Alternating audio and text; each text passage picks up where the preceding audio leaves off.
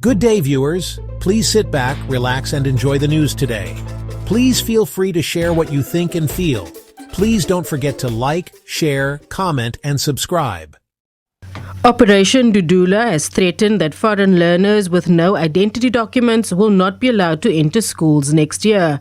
But the chairpersons responsible for the social cluster have warned that no disruption will be tolerated, especially the targeting of foreign learners. We therefore condemned with the utmost contempt those forms of threats and actions. If you are identifying yourselves as a civil organization, you must be able to understand your footing so that you do not violate the rights that have been enshrined in the Constitution. Also know that every time there's another fire, this and that, most of those citizens lose their identifications, their IDs and everything. So you'd also be saying to other South Africans, you are legitimately South Africans, you only have access into this facility unless and until you produce an ID. Doesn't matter your ID was burnt in the fire last night or last week.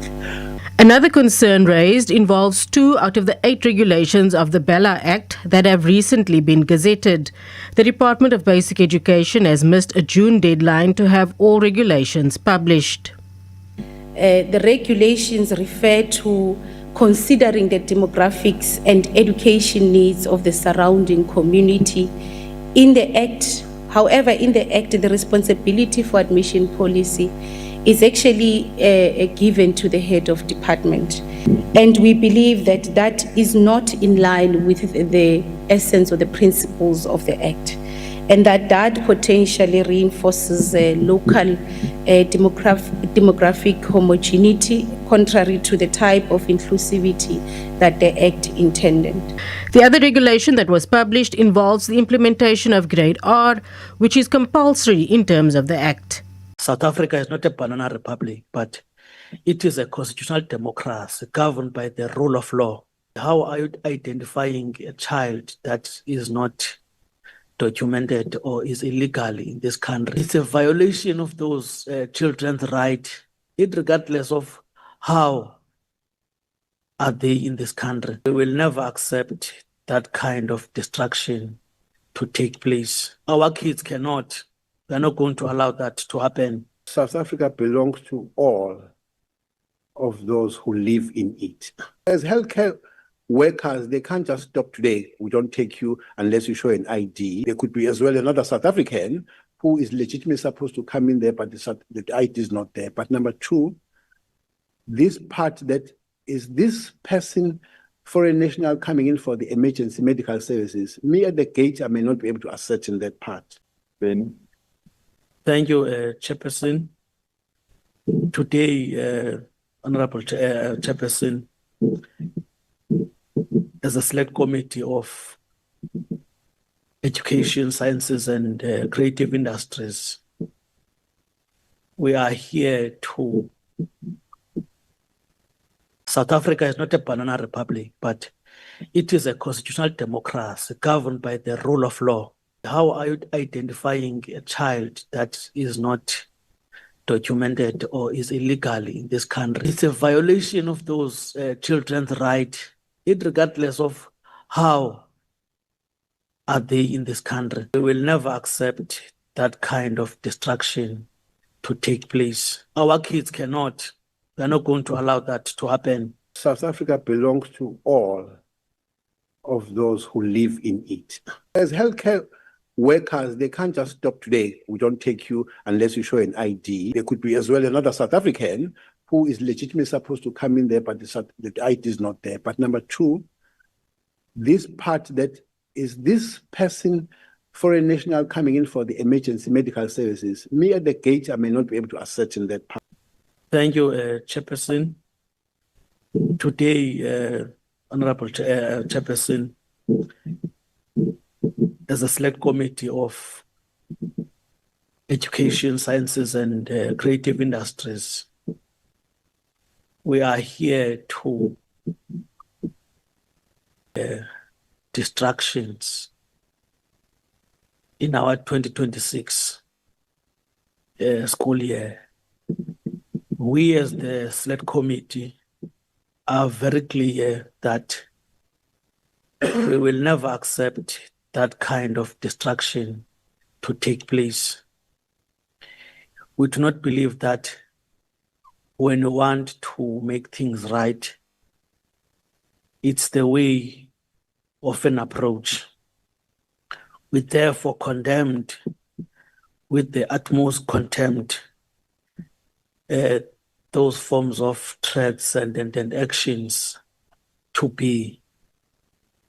We are convinced that there is nothing that can be gained through those forms of actions, but there must be ways of ensuring that there is a cooperation.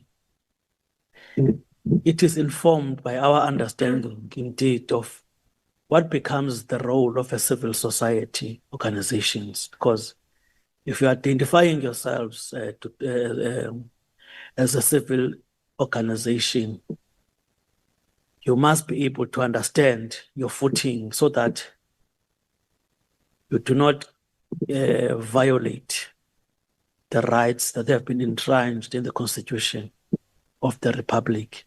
South Africa is not a banana republic, but it is a constitutional democracy governed by the rule of law, which is my former chair, when he was making a presentation, highlighted that our constitution is the supreme law of this land. This is Section 2 of the Republic of South Africa. Then what becomes the role of these important civil societies? It is to safeguard, make sure that it protect and also act as a watchdog of those rights. Make us as politicians to be accountable to that constitution. So this approach, that is why we're saying that we do not agree with this approach.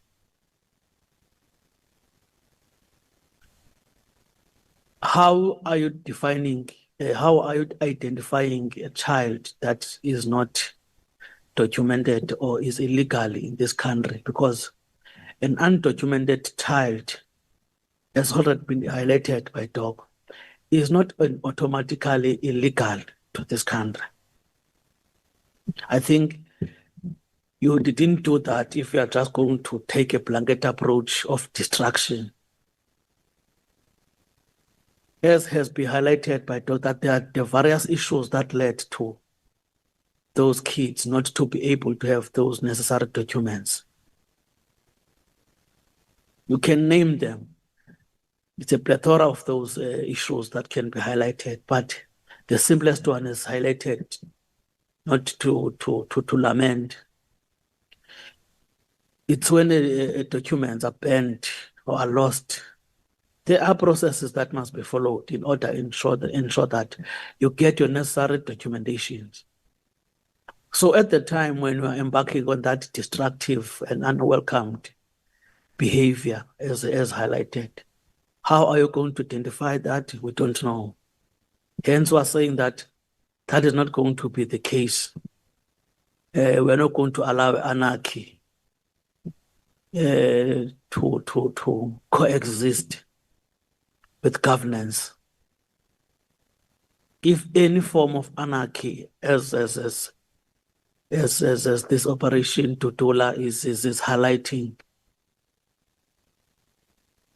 they are prepared to continue with that, even though we are extending a platform to say, let us engage, let's sit down, because there are different approaches in anything if we want to cooperate and contribute to this constitutional democracy. So we are putting ourselves so that we can be able to engage with them. Our kids cannot. We're not going to allow that to happen. About, if I'm not mistaken, 6 million South Africans that are legal. I'm talking about those that are South Africans and do not have these necessary documents, not because they are not South Africans, but they do not have these documents. How are you going to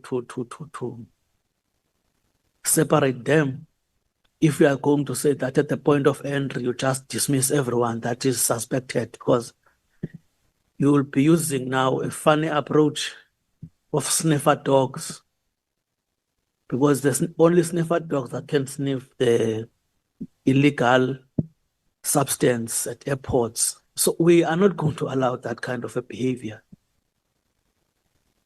We believe that there must be processes, there must be engagements so we come to a proper solution.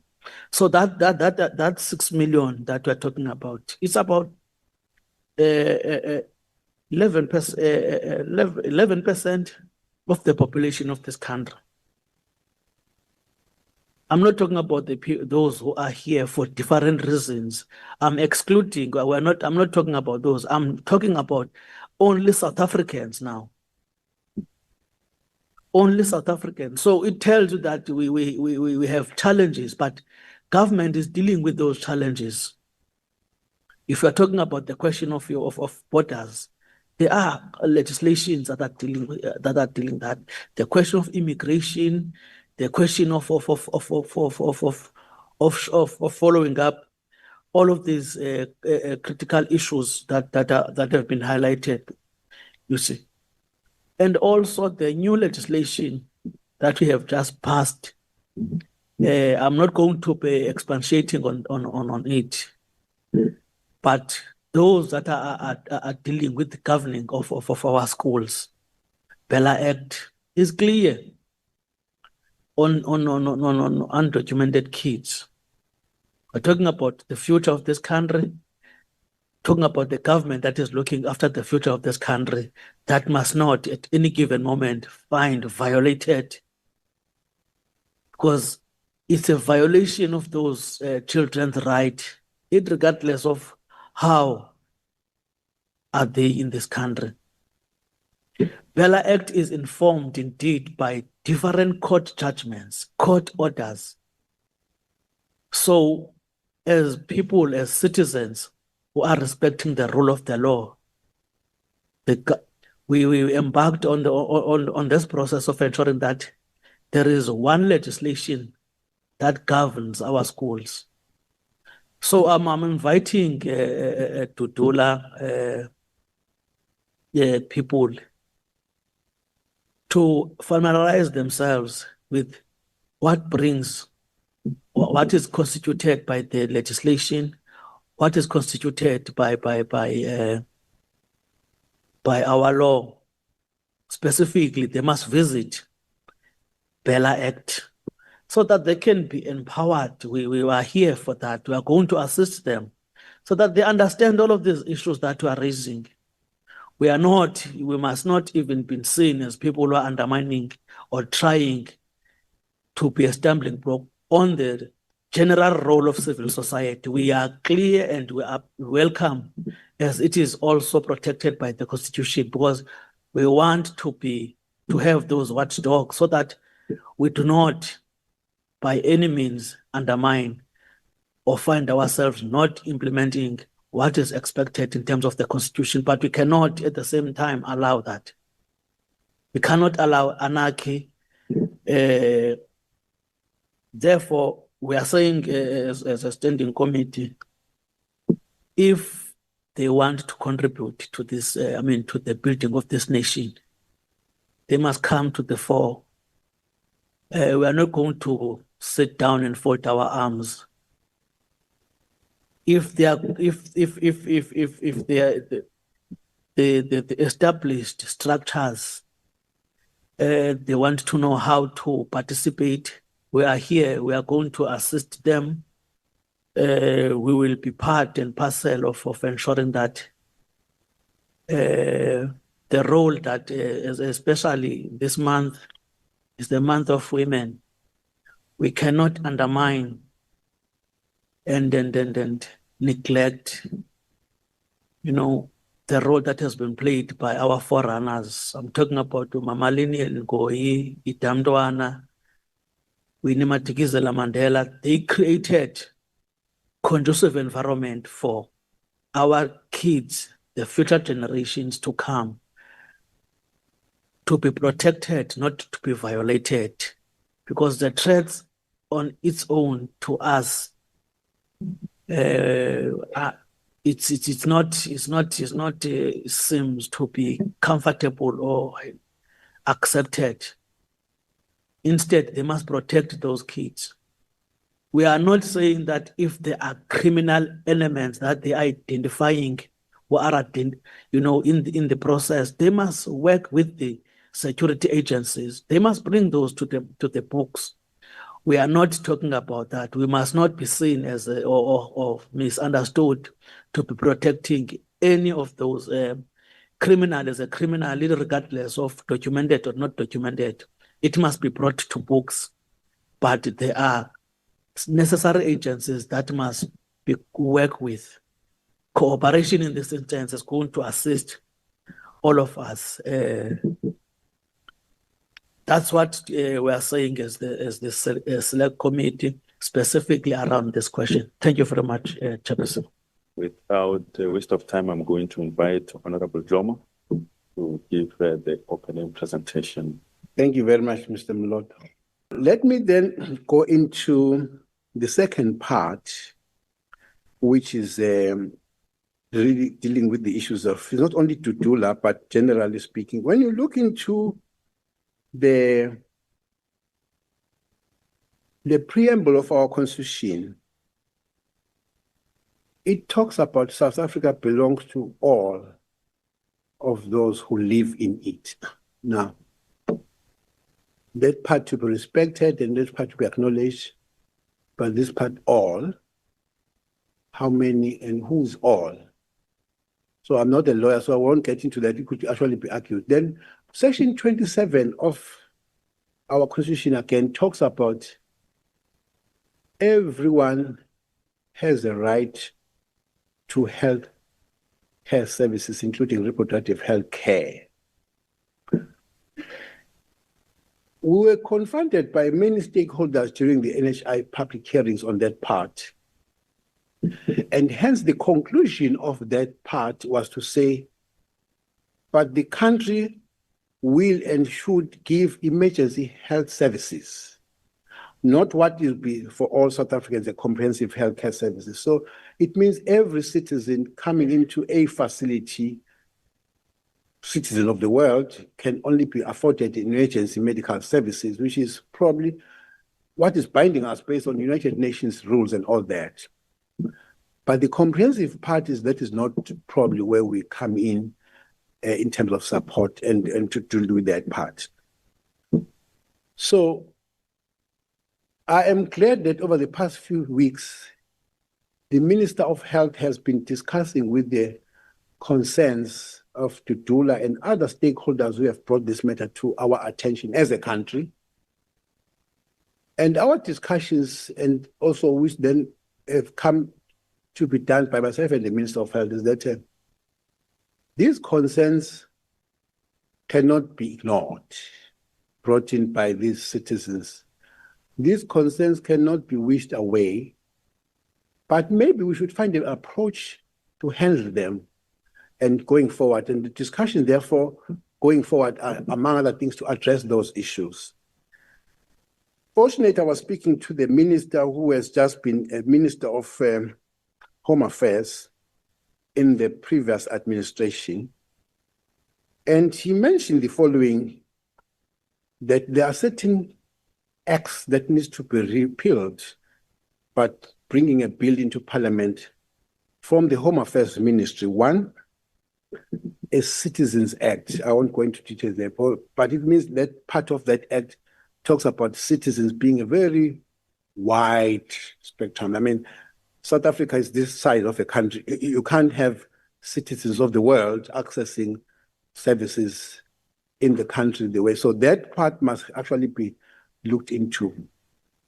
The other two That one was in 1993. And the Refugees Act of 1998 also needs some repeal through the bill. There's another one called Identification Acts. I don't know much about that. I was trying to speak to my Home Affairs chair this morning, as to these acts, what is the content of these acts? But I'm just raising it because the media might go and look and see what are these acts. The last one is Immigration Act. So some of these acts are very wide and encompassing what some of the people are in their views are saying. Maybe they should actually have a bit of limitation. We would have, it's not possible for us as a country to have unlimited resources to deal with what is there in the world. But however, the engagement with Dudula and other stakeholders, you say, look, while there are concerns are coming in from this background, to say, because it's true that there are sometimes, look at clinics and hospitals where there's not enough medication, this and then long queues. But the other thing that makes us to say, maybe let's actually streamline the approach. If there was to be a fire in any of our informal settlements, God forbid, but we also know that every time there's another fire, this and that, most of those citizens lose their identifications, their IDs and everything. So you'd also be saying to other South Africans, you are legitimate South Africans, you don't have access into this facility unless and until you produce an ID. It doesn't matter your ID was burnt in the fire last night or last week.